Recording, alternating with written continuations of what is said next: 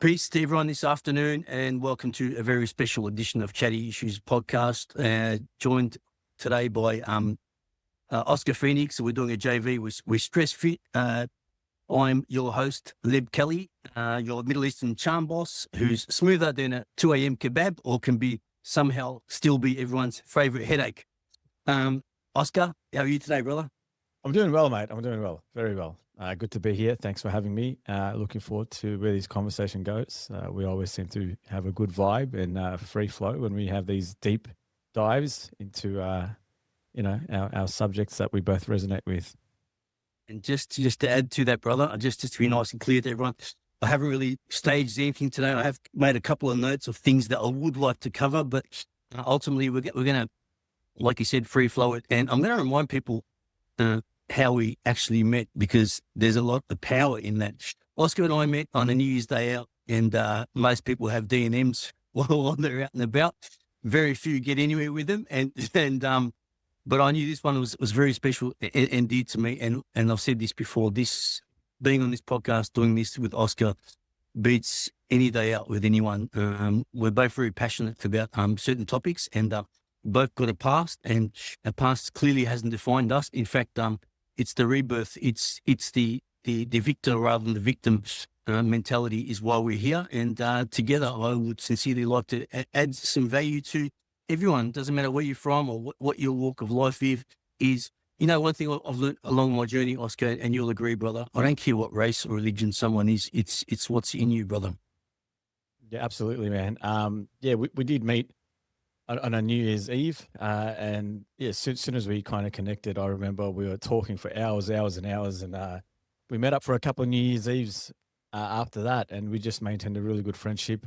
You met me when I was pretty much in the midst of my active addiction, so I was partying a lot, and on that whole sort of journey of just spiraling downhill with the addiction. But coming out of that now, being nearly 2 years sober, sitting here with you, having these conversations where we're both sober, and I'm in recovery. I mean, you never really had a big problem with partying and that, but that was something about my past that I'm not ashamed of.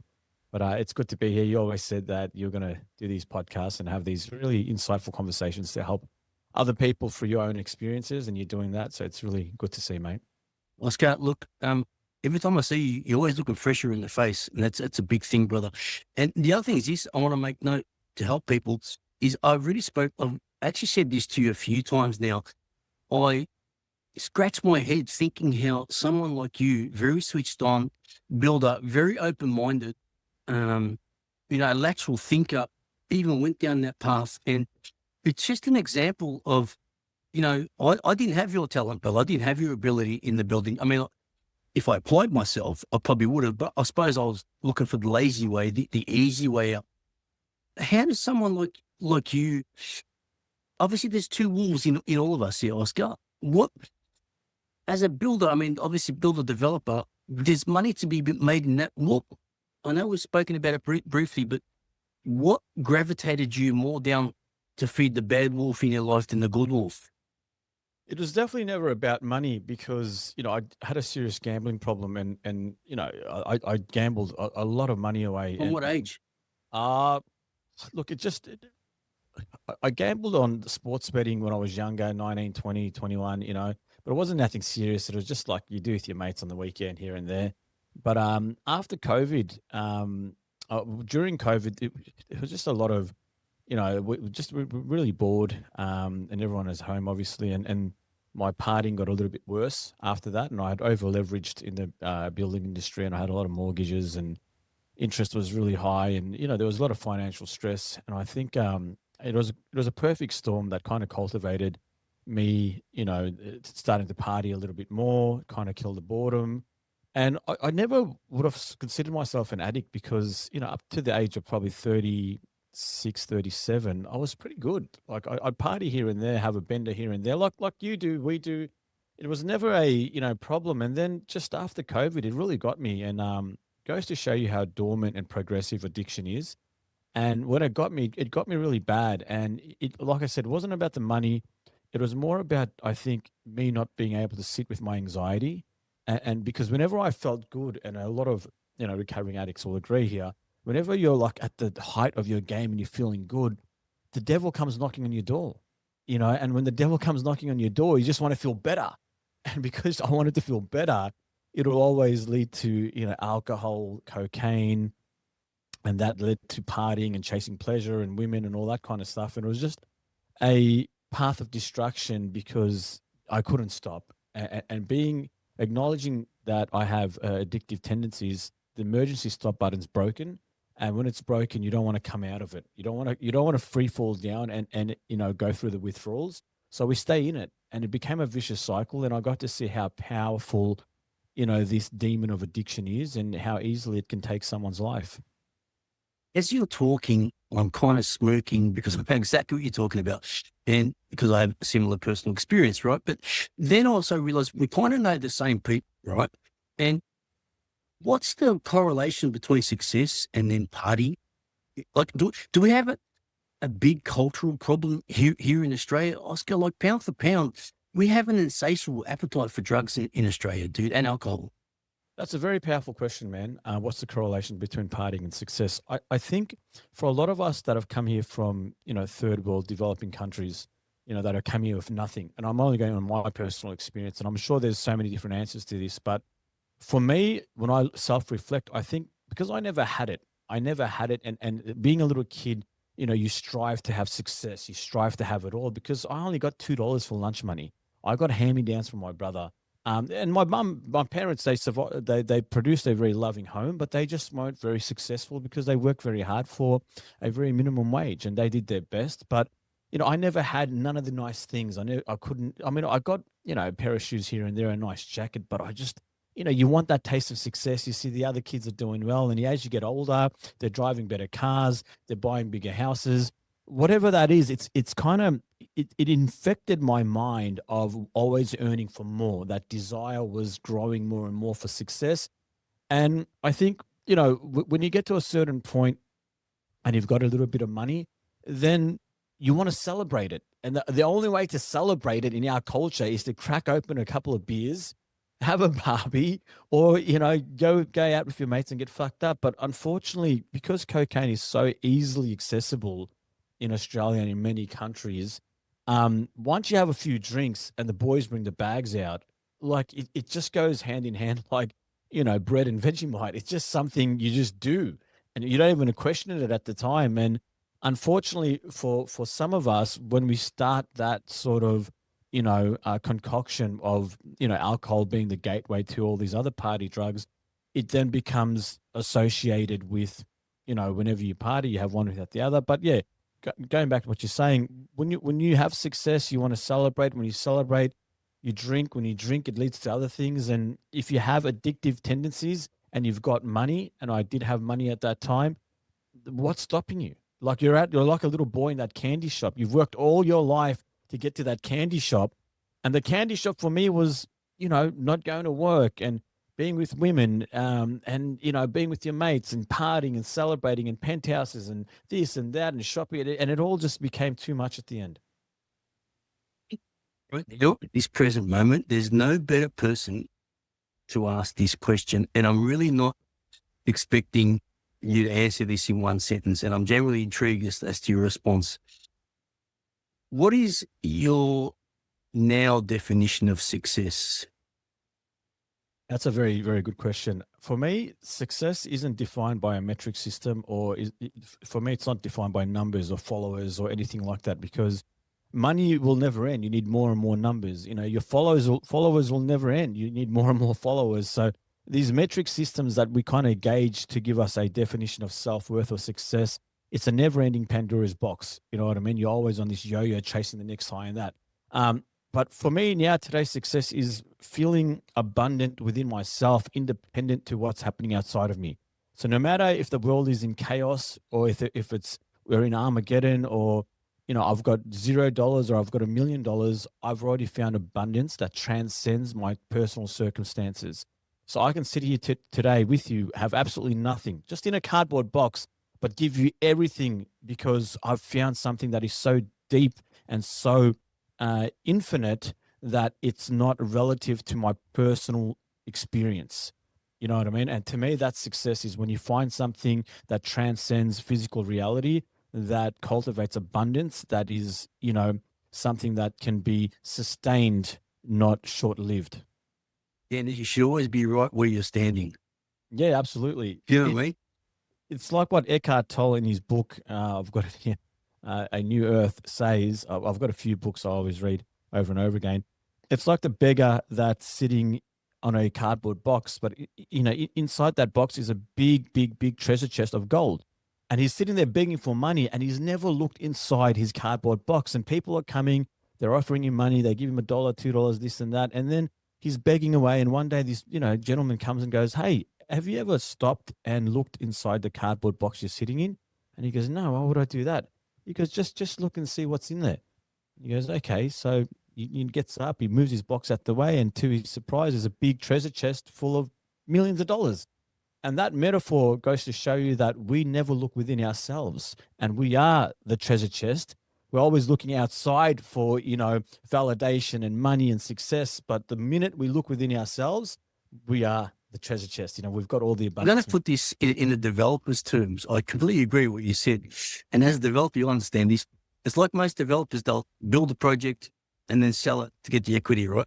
And then 10 years, 12 years down the track, they realize, man, if I just hold on to them, rented them all out, How I would have been better off. Yeah. Do you know what I mean? Yeah, 100%, man, 100%. And it goes, look, there are a lot of civilizations, ancient civilizations in our history that have known this. Even the, native Indians, they talk about this proverb, and don't quote me on the exact words, but, man looking for all the answers in the universe. And the Great Spirit goes, "Okay, well," to the chief that is having this conversation, "Hey, where should we put all the answers to the universe?" The chief asks the Great Spirit. And the Great Spirit goes, "Okay." And the chief goes, "I've got an idea. Let's put it in the river." And the Great Spirit goes, "No, no, no. They'll find it in the river." Then he goes, "Okay, we'll put it high up in the mountains." And the Great Spirit goes, "No, they'll climb up there and find it in the high up in the mountains, right? Because we have to put it somewhere that they'll never look." And he's thinking, he goes, "Okay, we'll hide it, deep down in the ocean." He goes, "No, they'll find it." The Great Spirit goes, "I know where to put it. Let's put it inside of themselves because they'll never look within." So they put all the answers within ourselves because we'll never look within ourselves. We'll always look outside. No, just to add to that, it's very simple. Today's listening, I'll tell you how I will cement exactly what you've just said. Go back into your life where you didn't do something, and then look and remind yourself what your decision was at the time. You probably said to yourself the most negative thing, that I can't do it, right? And go back to the time when you did do something and then ask yourself what you said to yourself. It's all within. Like, especially, Oscar, we live in a world, right? And I'm guilty of this myself. We can learn anything these days, anything about everything.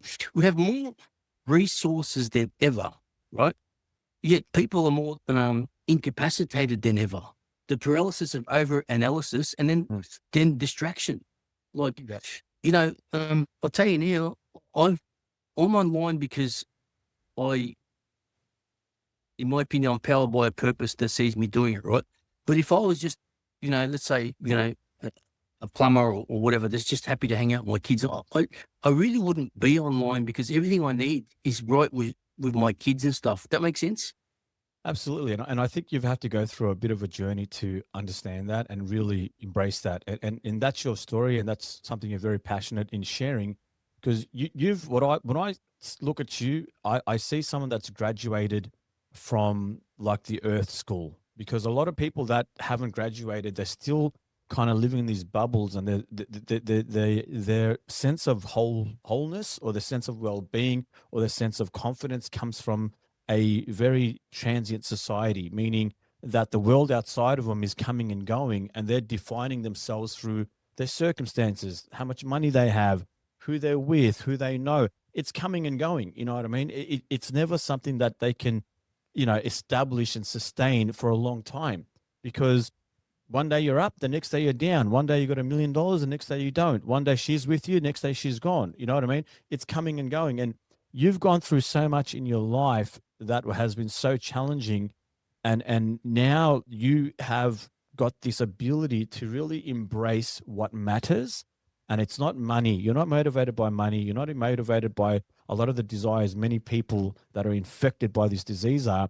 You're motivated by now helping others, by sharing your message and really enjoying the time you have with your family, because you've realized through this whole divorce process that it's the most important thing to you is your kids. And what you feel sitting down with your kids and sharing these conversations, people that have $1 billion that, have all the money in the world might probably not even feel that. Or if they do feel that, they have to, buy so many things and manufacture so many experiences, because on a level of internal chemistry, like you can, they did this test a very long time ago, right? And it'll make perfect sense to you. They got a monk and they put a monk, they sat him down, these researchers, these scientists, and they put electrodes on the monk, EEG machine, which stands for electroencephalograph, which can monitor the different activities in the brain when there's a certain sensation. They can assess, whether this part of the brain is activated or this part of the brain activated. And different parts of the brain kind of represent different things. Like the frontal lobe generally represents happiness, self-awareness, and all the good things. So anyway, they said to the monk, we want you to focus on happiness, compassion, all the good things. And the monk closed his eyes, and what they found in the research was they found so much activity in the frontal lobe that it just blew their research apart. They thought this monk must be the happiest guy alive, because all their data that they had was just from the everyday person in Western culture. And even when they got CEOs and people that are very successful, to wear the EEG machine, and they told them to focus on the same thing, it didn't even come to 1/10 of the activity that the monk had in his frontal lobe. And that study tells you that even the monk had nothing, he was far more happier and present and compassionate than the richest people that have everything. And I think you can really relate to that.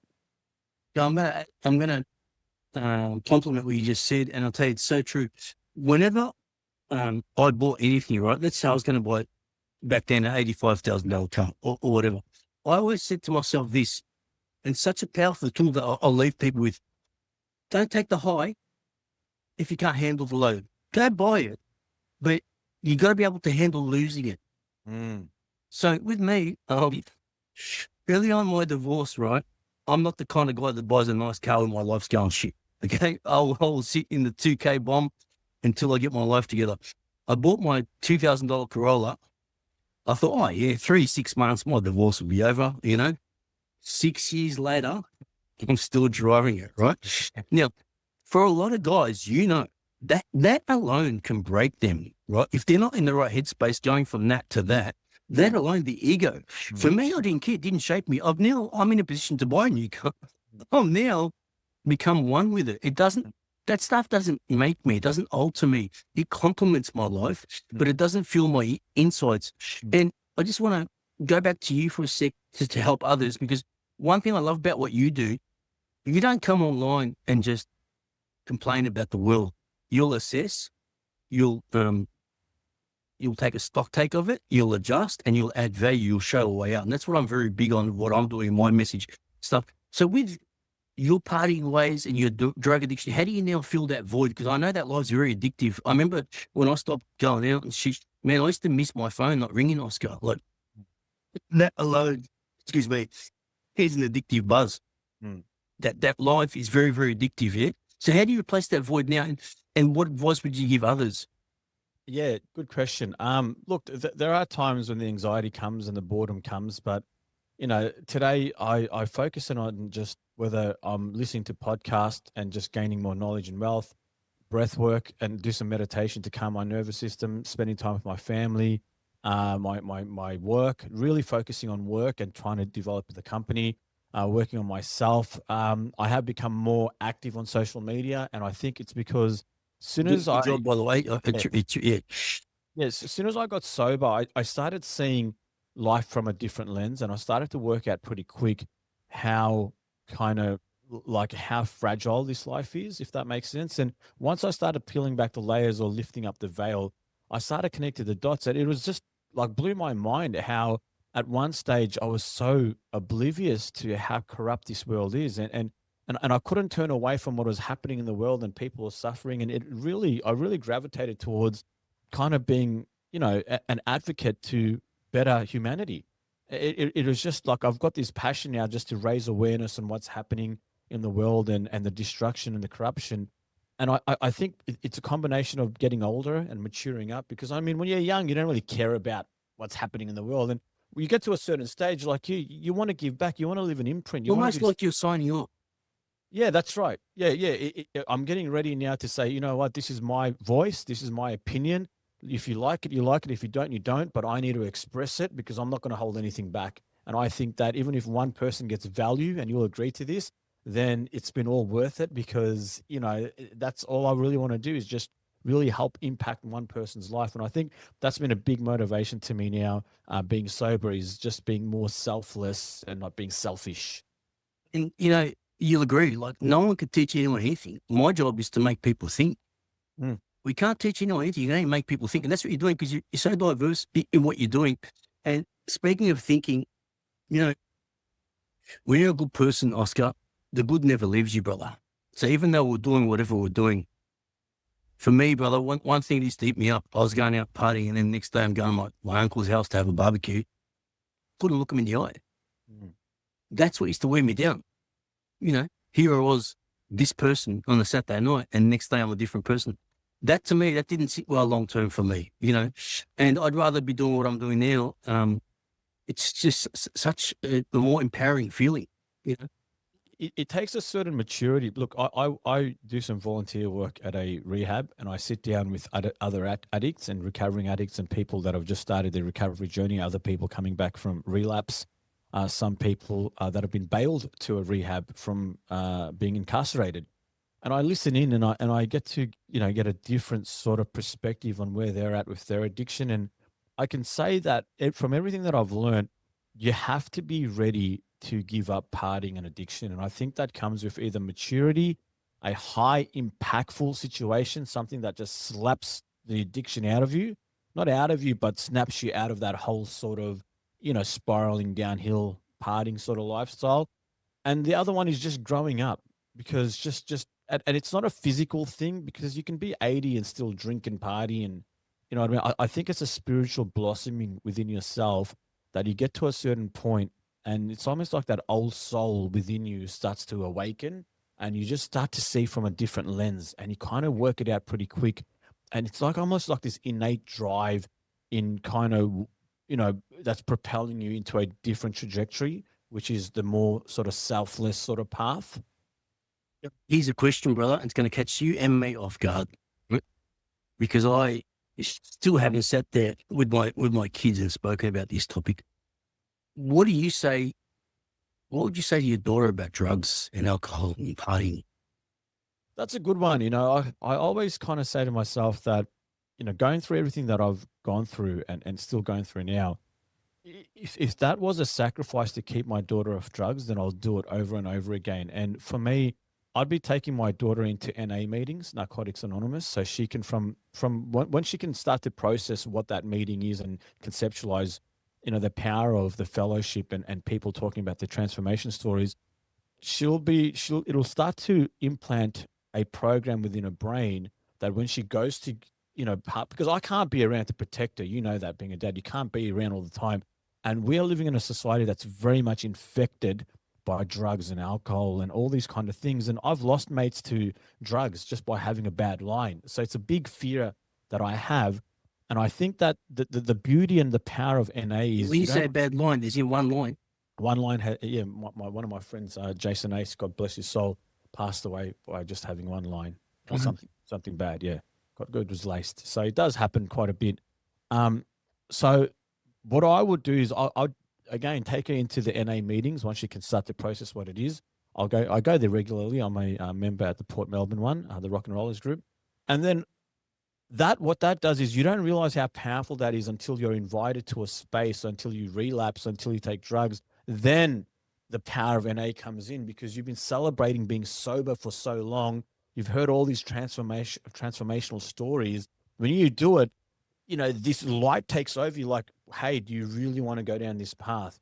You know what it's done to people. It's destroyed lives. It's robbed people from their innocence. It's taken lives, and I think that will be the explanation for her by listening to the testimonies and the testimonials of recovering addicts. And that's my plan to keep my daughter.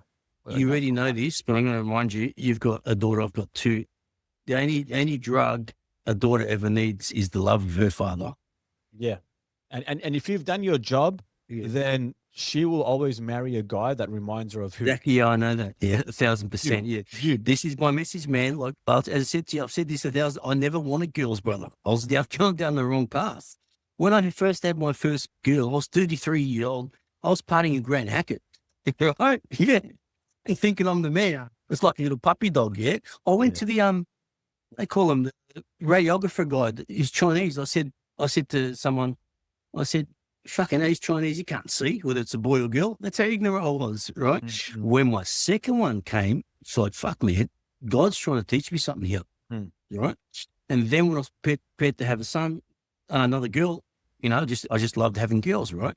My son came, but yeah, like, you've got to push and make your kids or anyone hang out as abundant as possible, but it's also up to them to have gratitude, yeah? Without gratitude, bro, they're gonna, they're gonna chase a bottomless pit. Yep, I think gratitude is one of the most powerful energies to cultivate, and it's the antidote to stress, depression, and a lot of the psychological sicknesses that we face as a collective. But to genuinely, like, there's a difference between intellectually understanding what gratitude is and saying I'm grateful and really embodying that energy. I think when you go to prison or you go through certain experiences like you and the divorce courts and all that kind of stuff, you kind of get forged, it forges your soul to cultivate this energy of gratitude because you've gone through the darkness, you've danced through the darkness, and now you appreciate the light. We don't, being human, I've realized that we don't realize something's glory until it's gone. And when it comes back, we appreciate it so much. But that appreciation isn't there at the start. You don't miss your water till your well runs dry. You don't miss your partner until they say goodbye. You waste it. Yeah. Couple of things, Oscar. I'm not pushing religion at all, but Islamic teachings, you're not even allowed to waste water, even by a stream. Secondly, I've never spoken about this topic before. Such a powerful thing, and I'm sure you'll agree.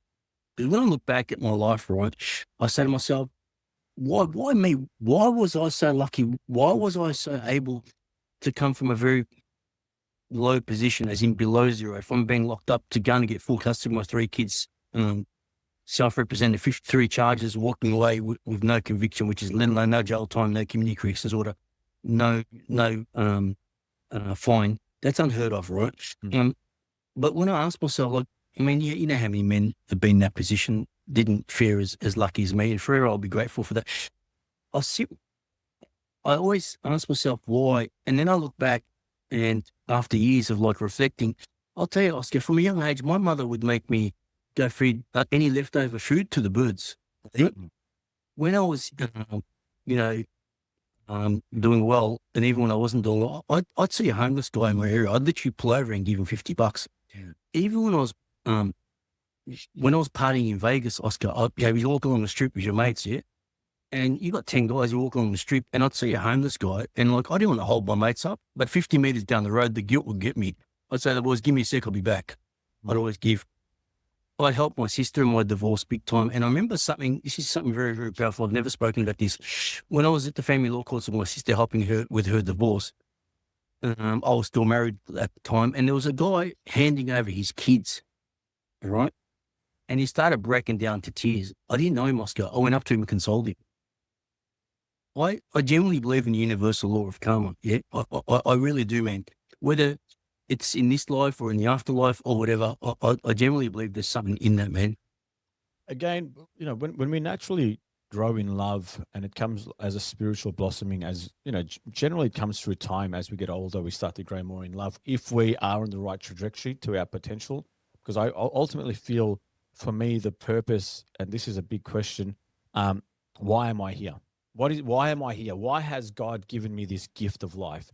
And the way I live my life is a gift back to God or the higher power, right? The way I live it back. And if I take, I'm just another statistic, Yeah. Chad. What have I done different Right. to the billions of other people that have Yeah. come on this planet? Take, consume, Have you noticed like the energy of a tight ass Oscar? Like there's just something that doesn't grab.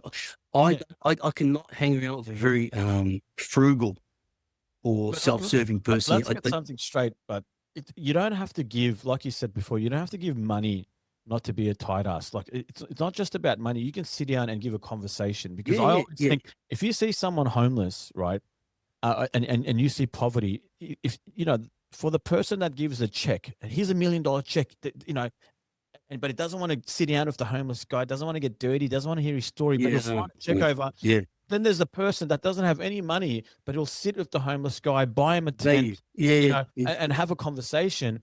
Who's doing the more impactful sort of action? Yeah. I don't think it's like money necessarily means That chat will make him feel more abundant than that check. You know. Yeah, that's what I think. It's not just about money. Like, it's great to give money, don't get me wrong, but if you can't sit down and talk and connect and really have that compassion activated, that compassionate heart center, quality activated, then I don't think you are truly,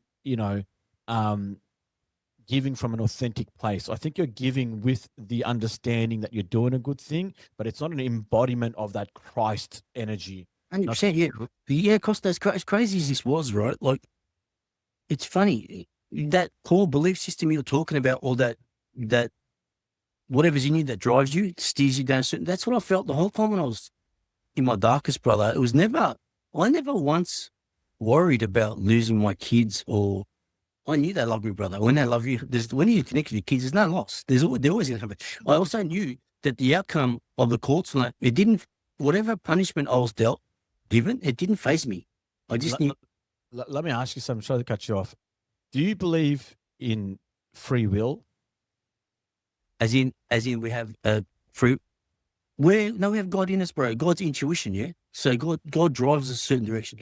Free will is knowing. No, we're driven by we're here for a purpose, yeah. We're here for a reason. Yep. You know? When you're talking about something was driving you, it reminded me of this study they did. You'll find this very fascinating. BBC, it's a British sort of documentary channel. They did a study which was basically free will versus predeterminism, meaning deterministic programs that govern your life. And addicts will know a lot about that. So they hooked up, they got a participant and they put him in an fMRI machine, which is a functional brain mapping machine that can see the different algorithms in your brain activate. And they gave him a 2 remote controls or 1 remote control, whatever it was. And they said, but at will, press left or right.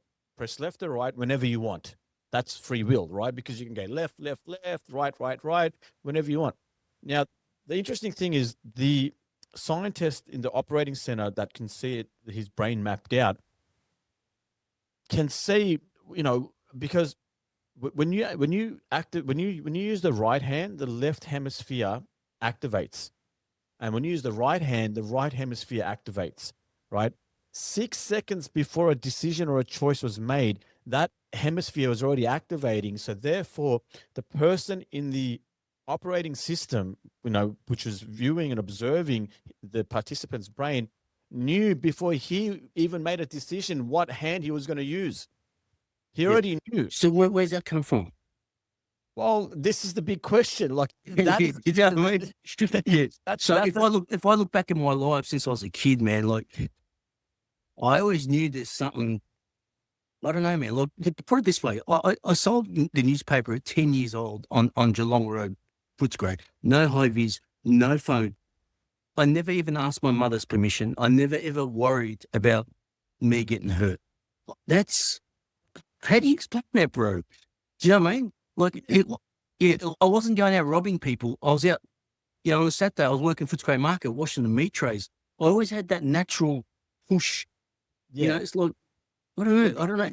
Well, I can't describe it. It's a deep question. Look, I feel from one perspective that we are all conduits.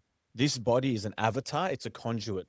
And depending on, how open you are or how ancient you are, and I use the word ancient because some of us are old souls and we have a certain drive and purpose that isn't learnt in one lifetime. It takes many lifetimes to get to a point where you want to help others and you want to be selfless, right?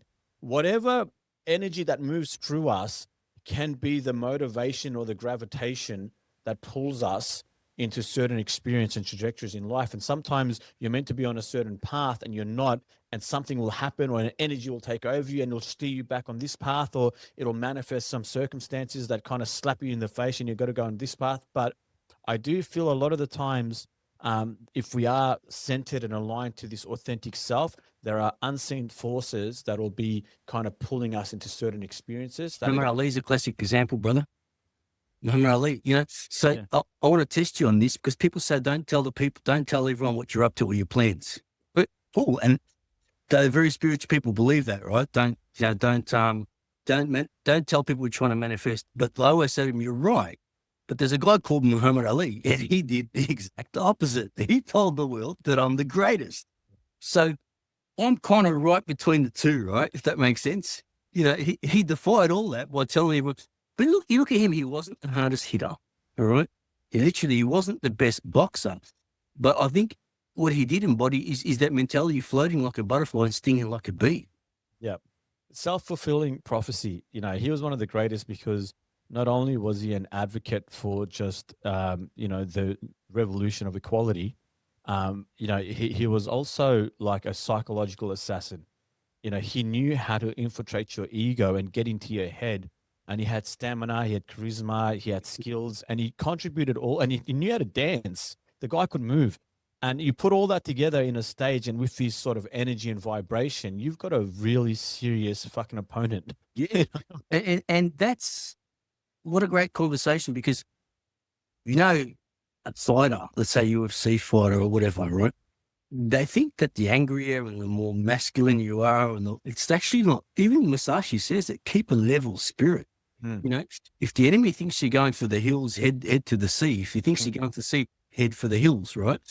If I love Ali's charm. He was getting interviewed as he got older in his career by some guy. Let's say his name is Al something, and they said Al said to Muhammad, he said, Muhammad, there's a lot of talk that people saying you ain't the man you used to be. He said, well, that's funny, Ron. Al, I was talking to your wife, and she was saying you ain't the man you used to be either. I love him. What I love about him, he said, oh, Muhammad, you own all this real estate now. You have all this money. What are your plans? He said, well, I'm getting ready to meet my creator. How good's that, man? Yeah. That's a very powerful place to be, yeah? Well, look, I've been thinking about death for a long time, man.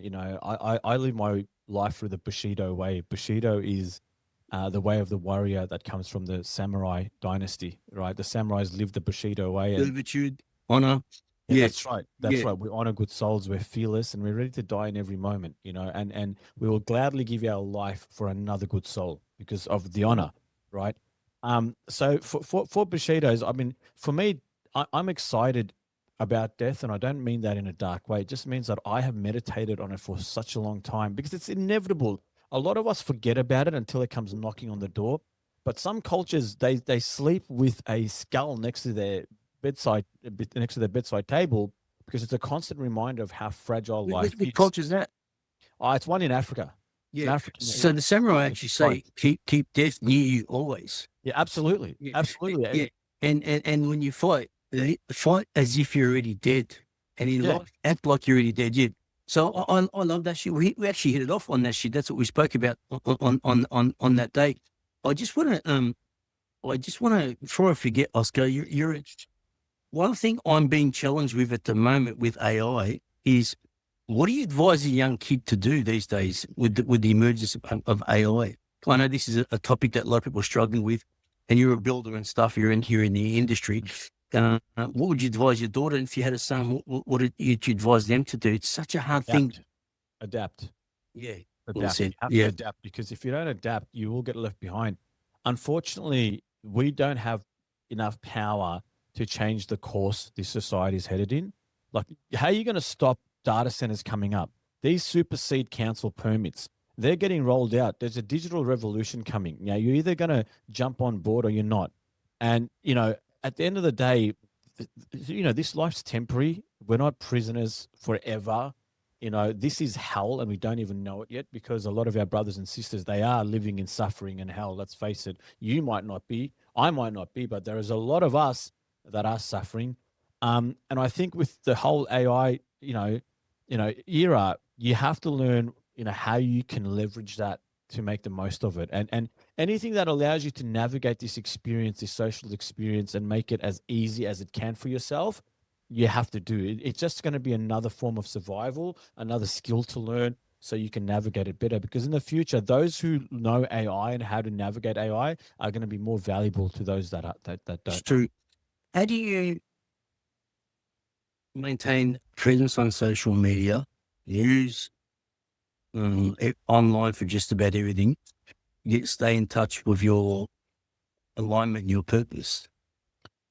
You have to For a kid, yeah, for a kid. For a kid, I think it's hard. They have to have the right support systems that are there from their peers or their parents to cultivate an organic way of life. Because as parents, it's our responsibility not to give the kid the AI too much. The cyber Yeah. nanny. We've got to take them out. We've got to get them to play, because it really is detrimental to their brain development. Always being plugged into some sort of cyber nanny, meaning the iPad. So I think you've got to naturally ingrain that within them, how the importance of interaction and freedom, within your own mind, the freedom to think outside of the box and to be more independent. Because, I mean, if you go on social media, the world tells you who you are. The world tells you how to be. It gives you standards of beauty and the standards of what's accepted. You throw that away. You're out there developing and creating and thinking, and you're expanding. So you have a machine coming at you trying to find you, but the idea is to find yourself before the machine finds you, man. Yeah, that's right. Well said. And I think it's our responsibility to cultivate that sort of motivation for our kids. So when they get a little bit older, they're already motivated. Oscar, one thing I swear by is my son does karate, and he does that with Judd Reed. So I don't know if you know who Judd Reed was. Judd Reed was at the time one of only 20 men in the world who fought 100 men in 100 men kumite, like pretty much no rest, 100 guys. Amazing feat.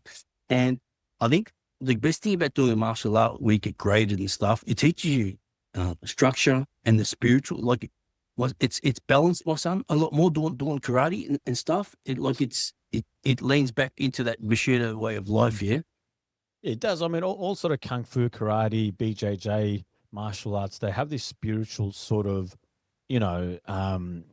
it's almost like there's a spiritual knowledge and wisdom that comes with that goes hand in hand. Yeah. Even if you're not practicing or embodying the spirituality of that, just seeing the community, the culture, your peers, the people that are a little bit more advanced than you, the way they connect with you, how humble they are towards you, how accepting, how everyone gels together, respects each other. There's so much that's happening outside of, you even learning how that's even contributing to your spiritual See what I development. said. Yeah. Have you been to Japan? I haven't. It's on my list. I'm going there this year with karate. Oh, wow. Excellent. Yeah. So what a buzz. We're actually going to go to Ragundo Cave where Masashi wrote his book. Oh, yes. Looking forward to that. Have you been watching, not that you will watch mainstream news, but did you hear of that mother that committed that heinous crime? On her son? The one that ate her son? She threw her children off a cliff in South Australia No, when was this? a few days ago. Yeah. Now, this is happening with both sexes. Oscar, to help you out, my daughter was born on the 27th of Jan, 2009. On the 29th of Jan, a gentleman by the name of Arthur Freeman decided to take his 4-year-old girl, Darcy Freeman. So he took her and her two brothers. He told the two brothers to stay in the car. And he grabbed little Darcy and he threw her over the bridge. Right? Now, God bless her soul. She didn't even scream, Oscar. I read into her a lot, right? And she's a warrior, an angel. That it really ate me up to the point where you got to remember my daughter was born 2 days before that. So what I did, I wanted to remind my daughter of that. And how much her birth meant to me. So I actually got a brand new newspaper. I put it in plastic, put it away, and I showed her as she got older. Now, I couldn't understand why he did that, and I still don't understand why someone would do that. But I can understand later on, life taught me. So what he did, just so you know, after he threw her off, he rang his wife before he threw her off. He said, "Say goodbye to your daughter." I didn't know that till I read it the other day. And then he's driven to the federal court in the city straight after that, and he just stayed there until he got arrested. So it wasn't until my journey that I realized just how horrific a toxic breakup is, and the vulnerability that children find themselves in. I would never even entertain condoning that kind of behavior, but I do know it happens by males and females, because real men and real women wouldn't do that, Oscar. Now, what really frustrated me with this woman, Emma Wright, in South Australia, straight away, people have come to her defense and played the mental health card, right? I don't take that lightly. I mean, mental health doesn't just make you do that overnight, right? There's signs, and at the end of the day, we don't know what happened, but I do know this.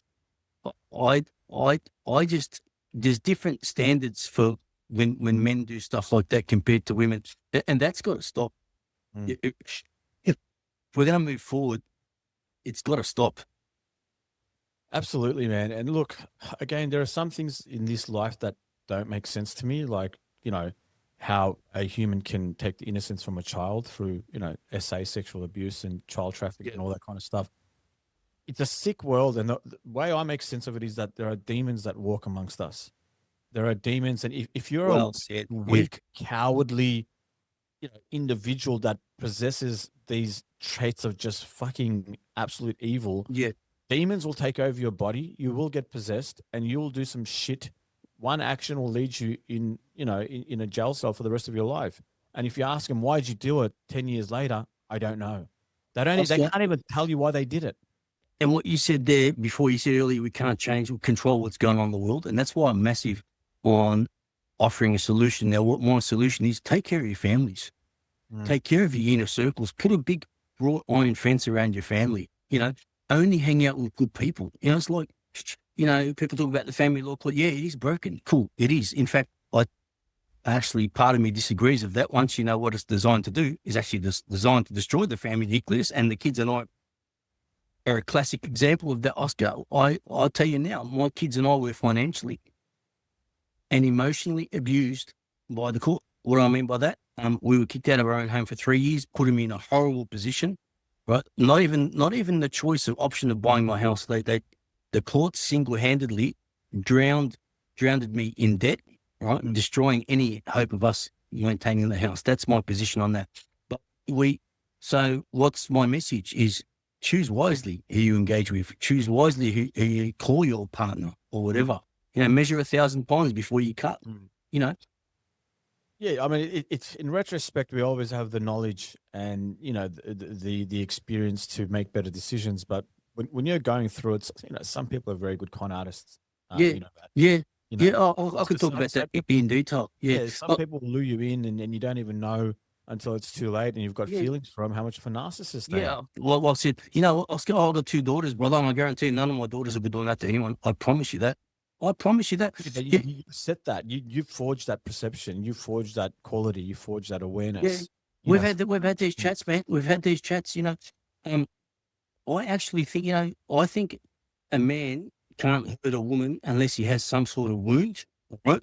And vice versa, brother. It's not 2 people break up. I get it. There's raw emotions involved, but why do you have to go to war with each other? There's something unhealthy that's underneath.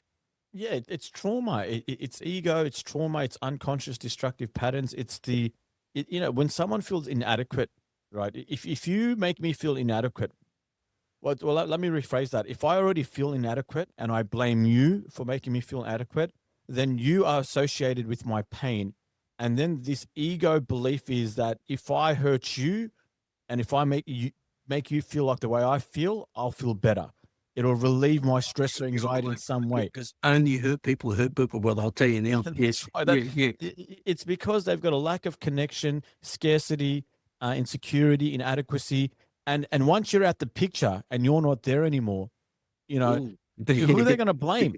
So they're in their head, they start plotting and they start all these sort of, unconscious visualizations to kind of get you back, Yeah. because they don't know how to deal with their feelings, and they need to project it onto someone, and you become that singularity or The that punching bag. Yeah. Yeah. They punching can't bag. go within, so they have to continue projecting on you. I just want to talk about my message when it comes to family law, because honestly, there's no winners. Okay. I have my kids 100%. Okay. And I'll never call myself a winner. Okay. Anyone that goes there as their go-to is a loser. Okay. Look after your families, remove the ego, work it out amongst yourselves. If you need my help, mate, reach out. I'll be the first one to mediate. That's how passionate I am. I want to go back to another topic in Australia at the moment. How do we get to a space online in the social media world where ex-jailbirds are like the go-to for the influencer world these days? I mean, I'm not having to go any of them. Good luck to them. I understand what they're doing. I commend them for doing whatever they need to do to get their lives back on track. But in terms of culturally, why do we gravitate to that?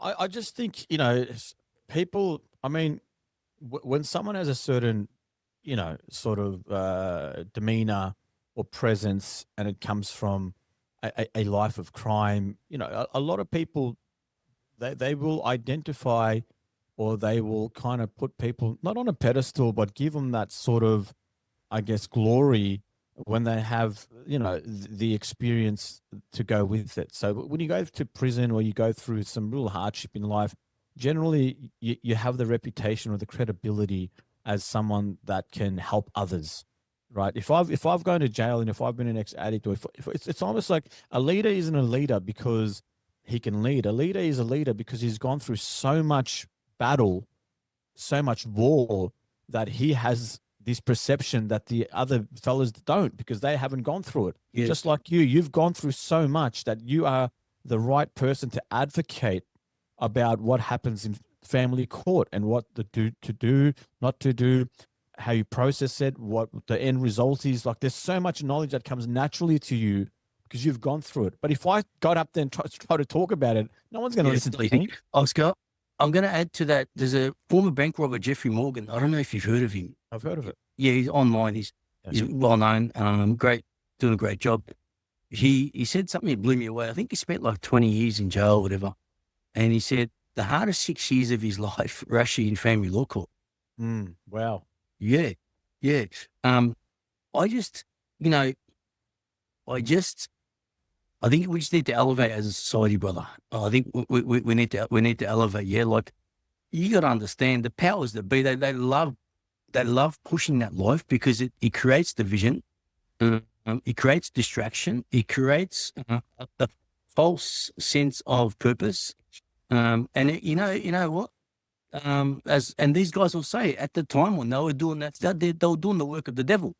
Yep. They'll say it themselves, There is a spiritual war that I've come to realize that's beyond what we truly can see. There's a veil that's been put in front of our eyes, and people, they will struggle to see past that veil unless they go down that rabbit hole and really start to open their eyes in what's happening. And I think that, the way it's been crafted, it's a genius design, because it's isolated, segregated, and separated all of us from each other. Like, what the system, the time in the truth world, system, all the time in the world, the nefarious mentality, the evil mentality, all the time in the world, because they do it for centuries. That's right. And the unlimited resources. Think about that. What I mean? They've got all the money. I've even come to a point where I think paying tax is just a fake sort of contribution to the government, because they can just print money. It just kind of keeps us, in this sort of system, like we're contributing to the government and we can blame the government. It's all been designed and crafted to perfection. It's so sophisticated, because the biggest threat, you just got to understand their biggest threat, and it'll make so much sense why they do what they do, is me, you, and everyone in our community coming together and saying, no, we will not go to Starbucks. We will not go to Macca's. We will not go to your like shitty you, bro. franchises. Honestly, what do we keep? I don't go to Macca's. I don't go to Starbucks, right? I got a saying, the best vaccine God ever created, cash. You pay cash, every virus will disappear, mate, right?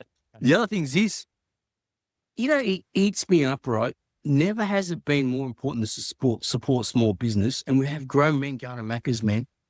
Do you know what I mean? That's not, look, Chad, here's the thing, right? You and I can sit here and have these insightful conversations, and we can talk for hours and hours and hours. Yeah. And I'm sure some listeners and some viewers are on the same page. But the truth is, even though there's like a percentage of us that are waking up to the illusion and the lies, 80, 70%, like a big majority of people are still going to Macca's. They're still eating crap. They're still believing the government. They still get vaccinated after there's so many videos coming out and research studies saying, hey, right. That's why with your stuff, the way you do your stuff, it's well done, informative.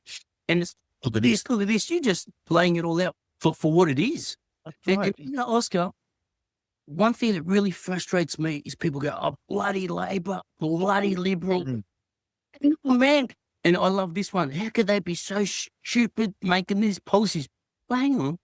If Labor are being stupid making these stupid policies, and if Liberal are being stupid, and if the Greens all of a sudden doing backflips, at what point do you say to yourself, you know what? Maybe they're all in cahoots. That's right. See, it's so obvious to you, so obvious to me, and so obvious to so many people that they're all wings of the same bird, right? They're all wings of the same bird. And it's just like they have been put in public display to take the backlash of the community. So it keeps us divided, and they get paid to be punching bags. That's all they are, punching bags. And then when you start blaming one, that's a system that's been crafted so sophisticatedly to keep us in division. That's all we have, Republicans, Democrats, Labor, or Liberals. So we fight each other. And then you go online and they monitor the mentality of everyone online because they can see everyone's hating each other. Especially what's happening now in Spain. Oh, okay, 30,000 migrants just decided to come together in one day and get off, and they're all young males. By the way, that's actually where their land is not actually Spain. It's run by Spain, but it's not Spain, right? We'll come back to that another time. That is the biggest brain fuck. I know. And then it gets widespread on social media, like, oh, it's getting invaded. Then the next Muslims are going to come. And again, that's their design. Divide and conquer, yeah. Oscar, the saddest thing in this world, and it'll just, or as we come towards the end of this, because this is going on very well, I want to live on that sweet spot. And this is a very powerful message. It's not that we're being lied to, because in life, people are always going to lie to us. The real shame is that people don't know when they're being lied to, right? And the highest form of learning is to unlearn everything that we were taught as a lie. That's what people are too scared to tap into, right?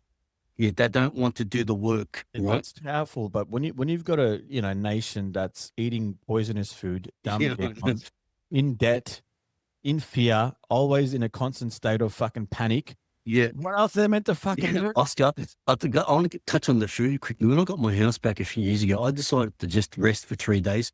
I had a food bender. I don't eat junk food. 3 days of junk food, and Sarah, I was early on with Sarah there, junk food and Netflix. Dude, 3 days. Man. What you needed? Yeah, but dude, I literally caught it taking me down the wrong path. You get me? Bro, listen, you know what I've realized being sober? There are certain demons in this life. I call them demons, right? One lives in your gut. Yeah, man. This motherfucking demon is powerful, and it wants to be fed sugar and bad processed foods, and it feeds all the parasites. If you get a microscope and you zoom in on a parasite, you know what it looks like? A fucking demon. It's got these fucking evil things, and it's like the physical manifestation of these energetic parasites, and it's just feeding on this fucking bad food because they know the bad food lowers your energy, kills your motivation, Oscar, keeps you in this really vicious cycle. Your stomach is the industry station to your emotions, man. I'm telling you now, man. Yeah, look, the ancient Greeks say this in banquets, you entertain two guests, body and soul. For what you ingest into your body soon ejects. For what you ingest into your soul keeps forever. That's right. And on that note, man, I think it's very important. Look, at the end of the day, when you're on your last breath, you can't take it with you, man. You can't take nothing with you. If you live your life with the mission to leave an imprint on people's hearts, whether it's through a conversation, a smile, a handshake, maybe some money, a service, then people are always going to remember you for that goodness. And I think that if everyone maintained that attitude, it'd be a fucking better place. Mate, I tell you now, guys, in wrapping this up, I'm going to say this. if you want to see what a smooth operator is, this guy is in such a smooth place. Slow is smooth and smooth is fast. And I'm really proud of who you are, what you're embodying, and how you're giving back. And this has been a very, very enriching podcast, brother. And I really just want to introduce people to you and obviously to us. But I really love having you on board, brother, because you've got a powerful message. I'd love to attract more, even if we do like a group format podcast with others, because I think, like I said earlier about the social media space and all that, people are yearning for authentic people, man. And I think I'm looking at one right here. On that note, thank you for watching us today. Please like, share, and subscribe this content of Oscars and ourselves, because we have a genuine purpose, and it generally makes me feel good to be sitting here with Oscar and adding value. Until next time, this is your Leb Kelly, your Middle Eastern charm boss, organized charm boss with Oscar Phoenix. Thanks, guys, and have a nice day. Thank you. Thank you, Chad. Chat soon. See you, man.